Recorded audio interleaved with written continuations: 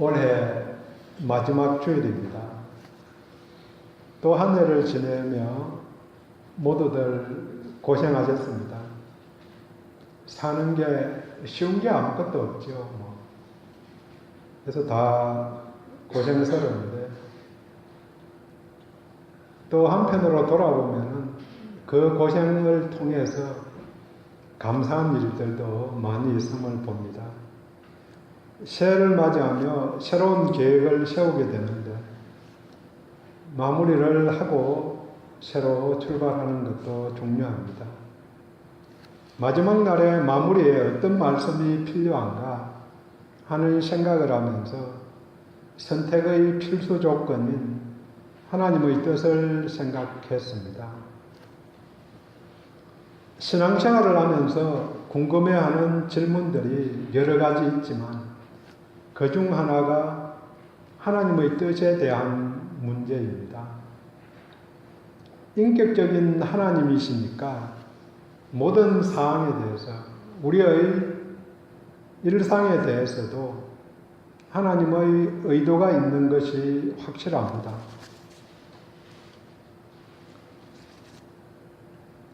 그런데 하나님의 뜻을 우리가 어떻게 알 수 있는가 하는 질문을 갖게 되는 거죠. 물론 그 전제가 하나님의 뜻을 알면은 우리가 살아가는 데에 도움이 될 것이라는 그런 생각이 깔려 있습니다.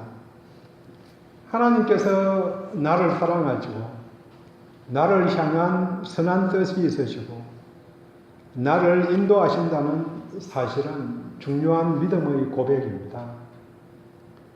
당연히 인격적인 하나님이시니까 자신의 의지도 있으시지만 호불호, 좋아하는 것도 있고 싫어하는 것도 당연히 있으신 거죠.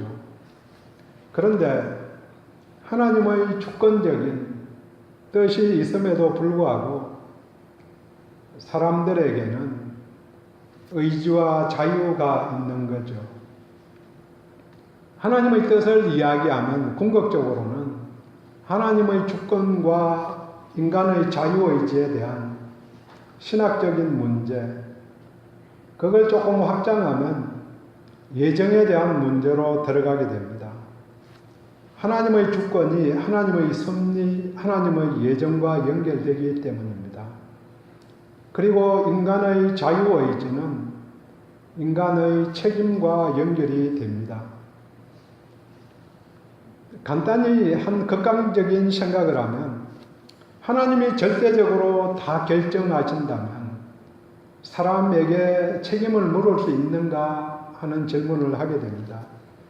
그리고 그 반대로 내가 모든 것을 결정할 수 있다면 하나님이 주권적으로 뭘 하실 수 있는가 하는 그런 생각을 갖게 되는 거죠.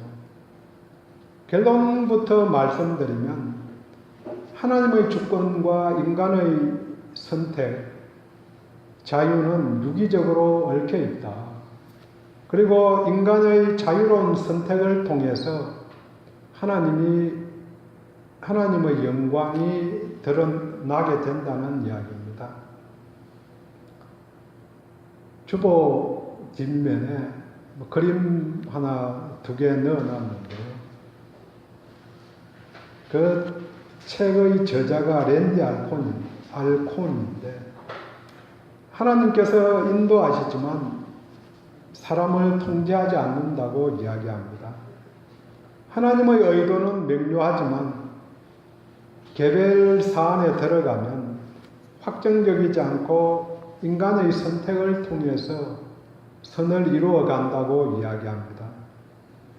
우리가 예정론 이렇게 이야기를 할 때에 예정론을 결정론같이 그렇게 받아들이는 경향이 있는데 예정론은 결정론이 아닙니다. 결정론은 모든 게 다 결정이 되어 있고 운명이고 숙명이라는 사상입니다. 그래서 결정론에 따르면은 사주팔자가 있는 거죠. 그게 다 예정되어 있으니까 그렇게 갈 수밖에 없다는 거지만 예정론은 그렇게 결정되어 있는 게 아니라는 거죠. 물론 하나님의 뜻이 온전히 있으시고 하나님께서 그 방향으로 구원사를 이끌고 가시는 것은 명료하죠. 브루스 월키는 하나님의 뜻, 하나님의 인도라는 책에서 바둑의 비유를 말합니다. 프로 식당과 입문자가 바둑을 두는 것과 같다. 프로는 입문자의 생각, 의도, 또 돌을 둘 수 있는 범위를 다 알기 때문에 입문자가 어떻게 두어도 프로 기사가 그걸 다 조절해 가는 거죠. 막을 때를 막고 갈 때를 가게 하고. 실제적으로 선택은 입문자가 자기가 알아서 다 선택하는 거죠. 하지만 하나님의 의도 속에서, 프로의 의도 속에서 진행되어 간다는 거죠. 저는 인간의 선택과 하나님의 섭리에 대해서 강물의 비유를 좋아합니다. 어디에 있는 건 아니고 제가 이걸 어떻게 해결해 볼까 그렇게 생각하다가 물론 다른 사람들도 유사하게 생각했을 수는 있지만 물고기 비유를 생각을 해봤습니다. 하나님의 섭리의 강물이 도도하게 흘러가고 있는데 사람들은 물고기와 같이 이리저리 움직인다는 거죠. 어떤 때는 뒤로 돌아서 열심히 가기도 하고 어떤 때는 옆으로 강둑에 뭐가 있는지 구경하기도 하고 또 어떤 때는 팔짝 뛰어서 육지에 내려서 그냥 한번 살아볼까 그렇게 해서 땅 위로 올라갔다가 뭐 죽기도 하고 그렇게 열심히 강물 흐름 속에서 가는 거죠. 물론 의지가 강한 물고기들은 필요할 때에 상류로 거슬러 올라가죠. 그렇게 하다가 기진맥진해서 알 낳고 죽는 연어 같은 물고기도 있고 그러기는 하지만 강물은 하나님의 의도는 도도하게 흘러서 그 모든 것을 쓸고 내려가는 거죠. 어떤 때는 뒤로도 옆으로도 또 어떤 때는 앞으로도 그렇게 가지만 결국은 하나님의 의도 속에서 따라간다는 거죠. 주보 뒷면에 있는 첫 번째 그림이 물고기 이야기와 유사합니다. 허용적인 뜻에 따라서 뒤로 가기도 하지만 결국은 도덕적인 뜻과 전권적인 뜻에 따라가게 된다는 그런 그림입니다. 하나님을 경험하는 삶이라는 유명한 교재가 있는데요. 그 책에서 하나님은 사람들에게 말씀하시는데 자신의 뜻을 끊임없이 알려주신다는 거죠. 그래서 알려주는데 성경을 통해서 성령님을 통해서 또 기도 통해서 환경을 통해서 교회 공동체를 통해서 우리에게 말씀하신다고 그렇게 이야기합니다.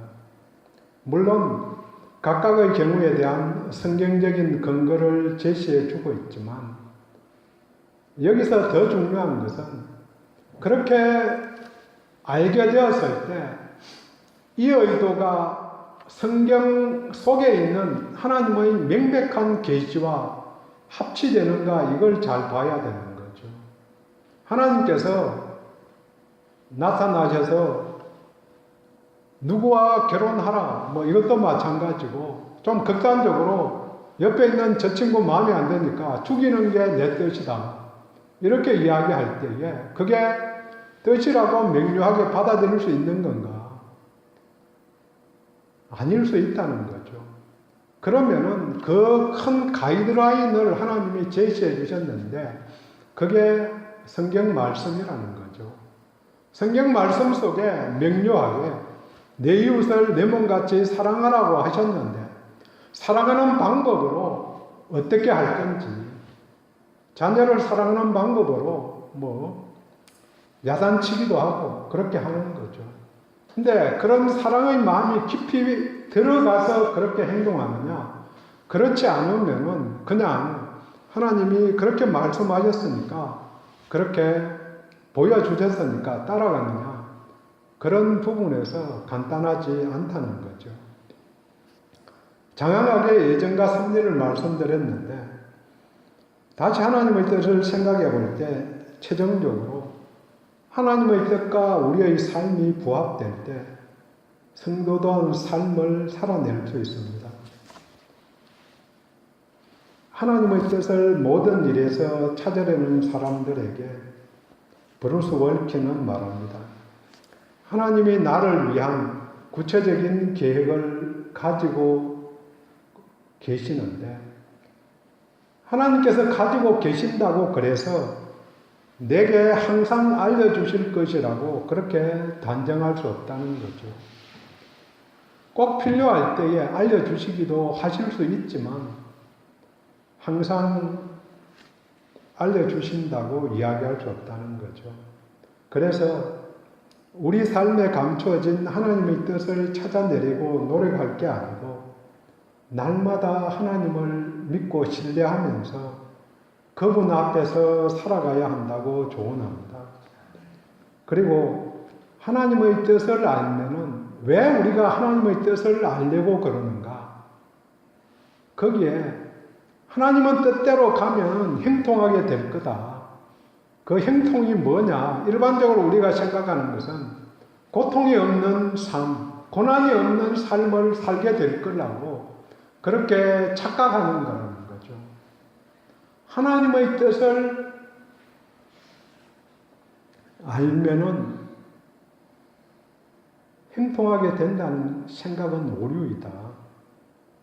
믿음으로 사는 삶은 각각 다르다. 그래서 구체적으로 히브리서 11장을 봐라. 처음에 믿음으로 산 누구는 어떻고 누구는 어떻고 이렇게 장황하게 사람들을 이야기하죠. 그래서 잘 됐다. 그렇게 이야기하지만 뒤쪽에 넘어가면서, 하지만 이 사람들을 보라. 믿음으로 살다가 톱에 썰려서 죽었고, 믿음으로 살다가 목이 잘려 죽고, 믿음으로 살다가 어떻게 죽고 고통받고 어려움 당하고 하는 이야기들을 계속해서 이야기하는 거죠. 그러면 뭐가 하나님의 뜻이냐? 둘 다라는 거죠. 어떤 자들에게는 그러니까 잘 되는 행통이 보장되어 있는 거고, 하나님의 뜻 자체가 어떤 자들에게는 순교하는 행통이 보장되어 있다는 거죠. 그러면 행통이 뭐냐? 그 의미부터 다시 바꿔서 생각해 보면은 하나님과 동행함, 그 다음에 그로 말미암아 예수의 부활에 참여함, 이게 궁극적인 행통이지, 잠시 잘 될 수도 있고 잠시 어려움 당할 수도 있고, 이거는 또 다른 이야기라는 거죠. 궁극적으로는 그런 일들을 통해서 하나님께서 내가 성숙하기를 원한다, 성장하기를 원한다. 자녀들 생각하면 그 말이 명료하게 맞는 거죠. 야단치는 것도 하지 말라고 하는 것도 그렇게 하는 게 잘 되는 길로 보였으니까 그렇게 가르쳐 주는 거죠. 하지만 그게 잘 되는 길이 아니라고 생각하면 그렇게 이야기하지 않겠죠. 하나님의 뜻대로 행하려면 고난을 극복할 믿음이 필요하다고 이야기해 줍니다. 그래서 지혜로운 선택의 방안으로 성경 말씀을 보라.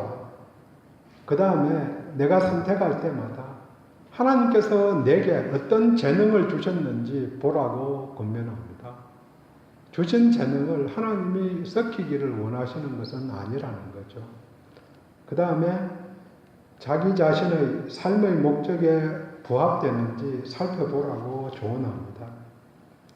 예수님이 겟세마네 동산에서 내 뜻대로 마시고 아버지의 뜻대로 하시옵소서. 아버지 뜻대로 하시라고, 내 뜻대로. 하지만 자신의 뜻이 분명히 있었죠. 이 자녀를 피하게 해달라. 이게 자신의 뜻이지만 기도하고 맡기는 자세가 필요합니다. 하나님의 뜻에 대해 시작은 거창하게 했지만 끝이 잘 마무리되지 못한 용두섬이 같다는 생각이 들기는 하지만 하나님의 뜻을 찾으려고 노력하기보다는 원리에 충실한 삶을 살라고 요청합니다. 오늘 본문도 하나님의 뜻에 대해 말해줍니다. 18절, 이것이 그리스도 예수 안에서 너희를 향하신 하나님의 뜻입니다. 본문은 구원사나 섭리의 측면에서 하나님의 뜻을 말하는 것이 아니고 성도들이 우리가 일상에서 적용해야 할 하나님의 뜻에 대해서 알려줍니다. 16절에서 18절까지 잘 알려진 구절은 행하여야 할 구체적인 예를 말해주고 19절과 20절은 버려야 할 지침들, 그리고 21절과 22절은 포괄적인 제안을 해줍니다. 21절의 예가 16절에서 18절까지 내용이고 버려야 할 22절의 예가 19절과 20절 내용입니다. 먼저 버려야 할 것이 있음을 봅니다. 우리 마음에서 비워야 할 것이 있습니다. 22절 결론이죠. 악은 어떤 모양이라도 버려라. 당연한 이야기죠. 잘 아는 구절이죠. 그래서 하나님의 뜻이 뭔가? 악은 어떤 모양이라도 버려라. 이게 포괄적인 하나님의 뜻이죠. 악의 대표적인 예로 본문은 두 가지를 이야기해 줍니다. 첫 번째는 19절에 성령을 소멸치 말며.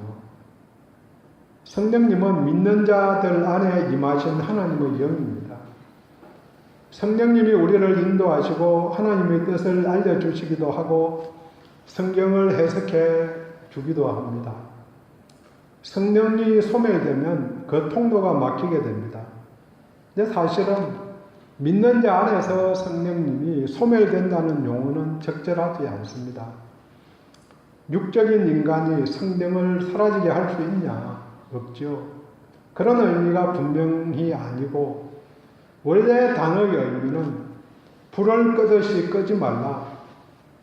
성령님의 불이 활활 타고 있는데 그 불 끄지 말라.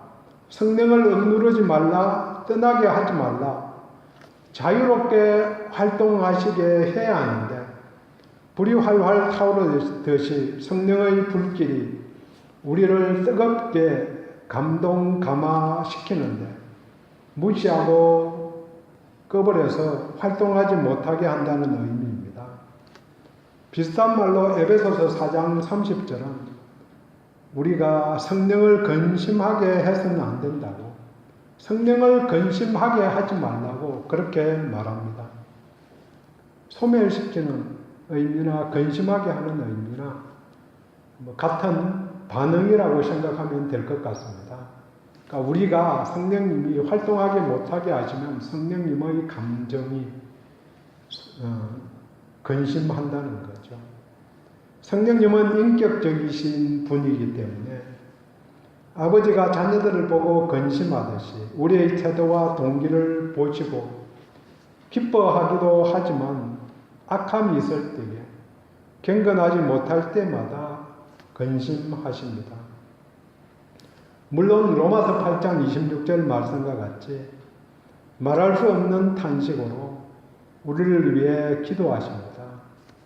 성령을 근심하게 하는 것은 생각만으로든 또 말과 행동이든 죄의 방식으로 우리가 행하는 것입니다. 그러한 상황에서 거룩하신 성령님은 활동할 수 없기 때문에 근심하고 억제되게 됩니다. 두 번째 하지 말아야 할 것, 20절 예언을 멸시치 말며. 성령의 감동으로 받아 전하는 말을 존중하라는 의미입니다. 예언이라는 말을 들려드릴 때마다 반복하는 말입니다. 예언은 미리 알게 된 미리 옛자가 아니고 예금해 놓은 옛자, 그 예금된 말씀, 성경의 말씀을 멸시하지 말라는 그런 의미와 동일합니다.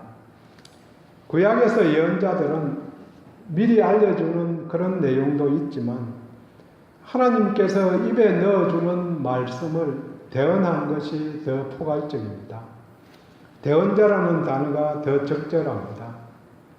대언을 멸시하지 말라. 현재 우리들에게 중요한 것은 성경 말씀입니다. 성경에 이미 말씀되고 있는 구절들이 있으니까 성령님의 도우심으로 오늘 나에게 주신 말씀으로 듣고 실천하면 하나님이 기뻐하십니다. 이 세대를 본받지 말라는 말씀, 동시에 하나님의 기쁘신 뜻을 분별하는 로마서 12장 2절 말씀도 오늘 적실합니다. 악한 세대에, 악한 세상에서 이 세상을 본받지 말라. 그게 하나님의 기쁘신 뜻이라고 거기는 이야기하죠. 여러 모양의 악이 있습니다. 일일이 열거하면 너무 많죠. 로마서 1장 23절에서 31절까지 다양한 악들을 열거합니다. 29절부터 몇 가지 읽어봅니다.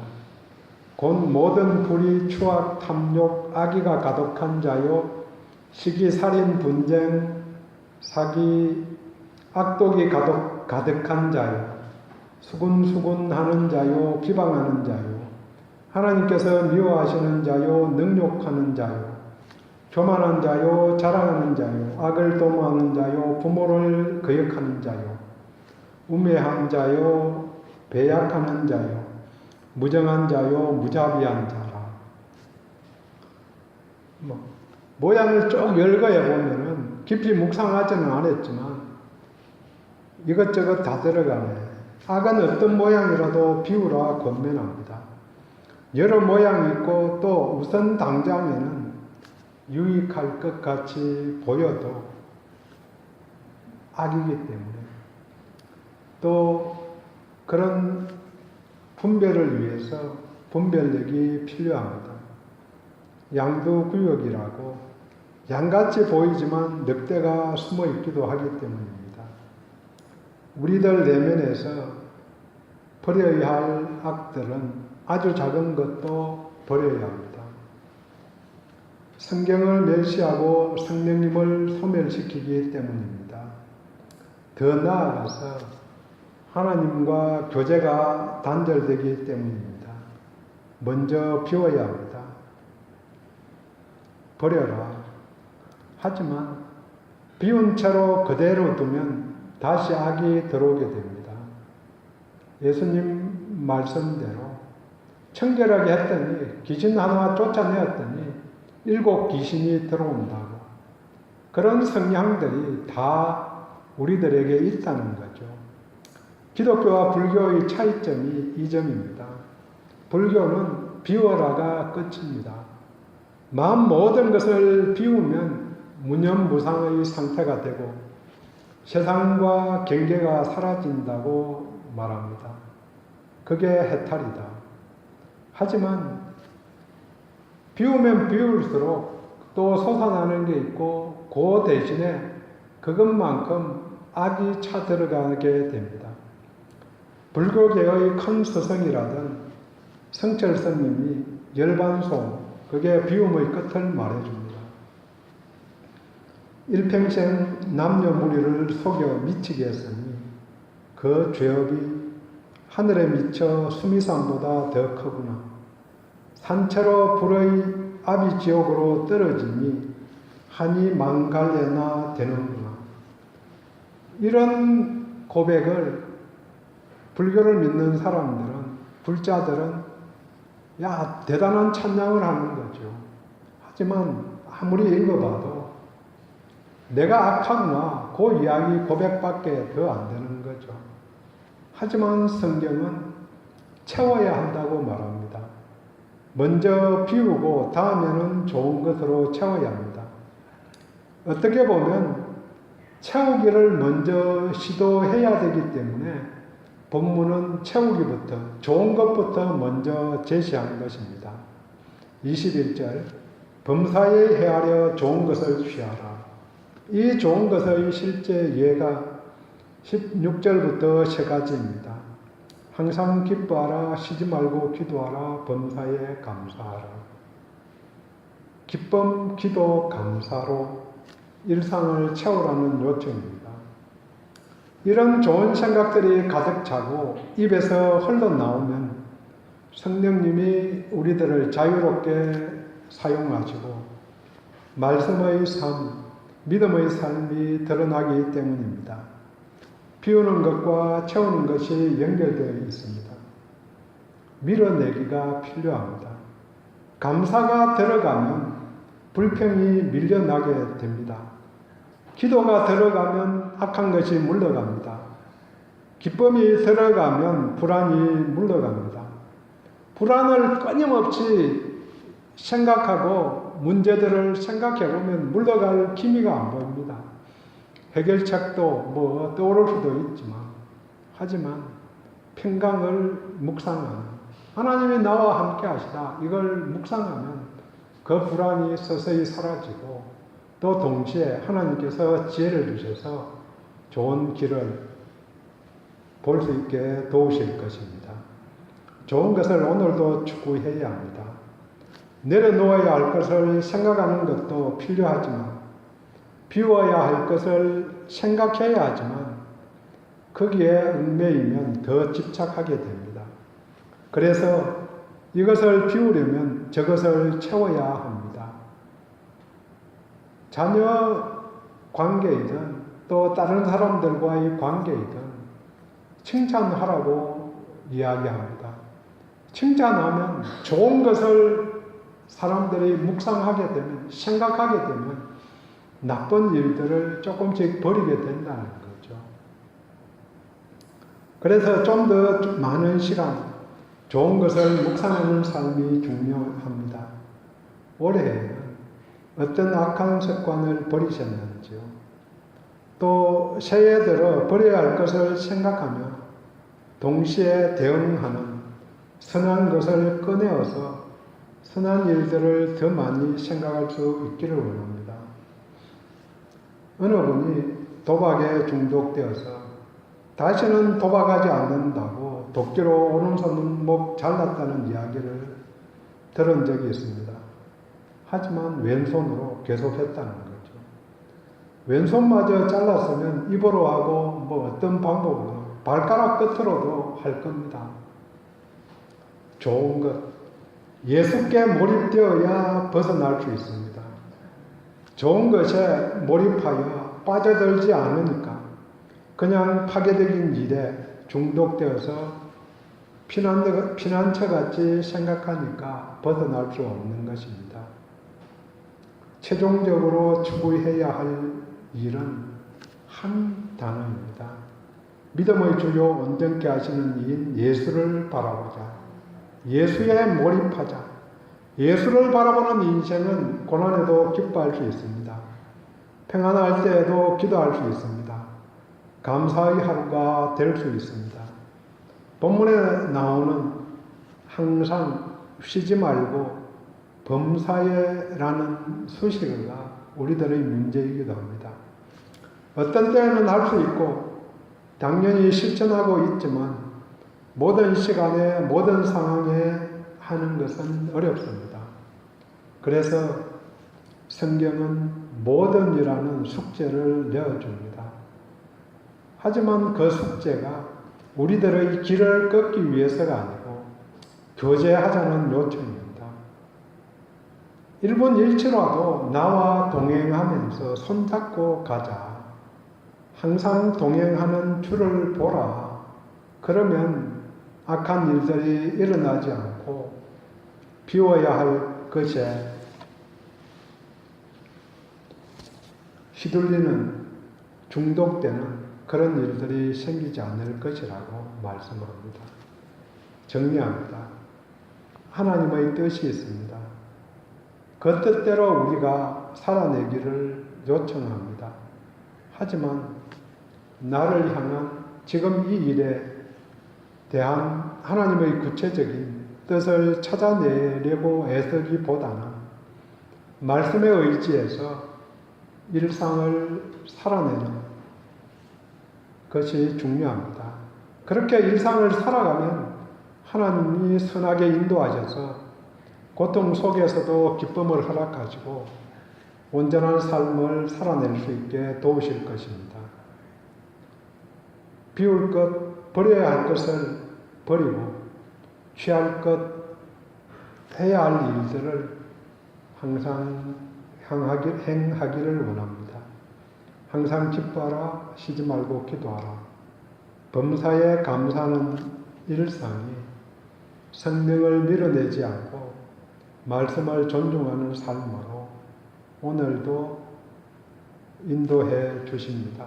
또 내년 2018년도 그렇게 선하게 인도해 주실 줄 믿습니다. 기도합니다.